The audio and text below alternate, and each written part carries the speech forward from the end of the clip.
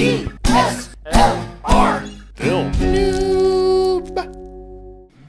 Devin with DSLR Film Noob, and I want to talk about my audio bag. First off, it's huge, and I love that because there's so much room for everything I need, and dividers and padding and all that kind of stuff, but it's over $150.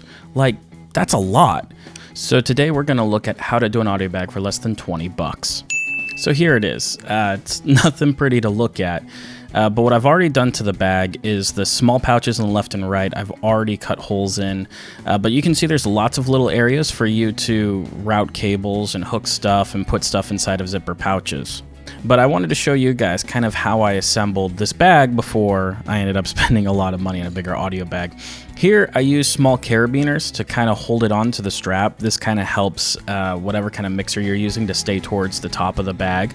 Obviously you can tell by the bag size, this will also fit those mix minis. Here you can see where I've cut open the side so I have access to the headphone and everything else that's in there, and more importantly the power, because I almost never run internal batteries in my mixer. It's just too much trouble. So here I'm using a portable battery bank and a small cable.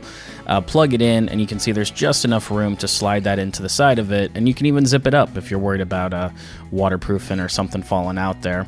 Here I've got a bunch of XLR 3.5s that I use for my wireless receivers. Obviously, you know, this is very tailored to what I've got going on here, but just wanted to show you how I would set it up.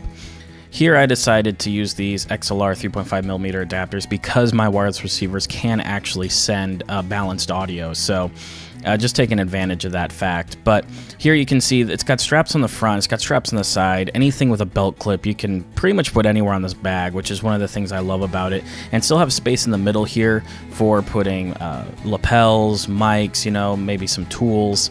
And here, you know, you can throw in a couple of wireless packs. But let's say, hey, I don't want it dangling around, I don't want it looking like a mess. We can actually put this inside the bag. But you see here, it's like, oh, the cable's in the way of the zipper. How do we fix that? Get your knife out.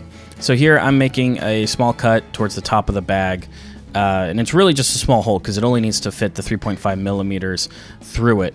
But this material is actually somewhat tough. I wouldn't say it's non-rip, but I feel safe cutting into it knowing that it's probably not going to fray, at least for the life of the bag, all things considered. So make a small incision there, and then we'll be able to fit the 3.5mm straight into this compartment, which will allow us to do a much cleaner job with our cables and make it too so that things don't just fall off the bag if we're running around chasing after somebody.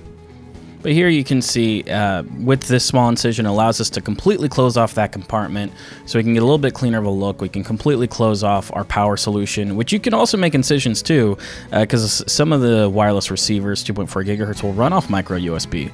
So that can almost act as a power plant for your entire audio bag. Here you can see I'm just hooking up some headphones. I can conveniently zip it up so that that cable doesn't get unplugged. And there's even room around the bag if you want to throw in a wireless transmitter so you can stay wireless with your camera guy, you know, or you just need extra receivers. So I ran around with this bag for probably the better part of 2 years now, but that's about it.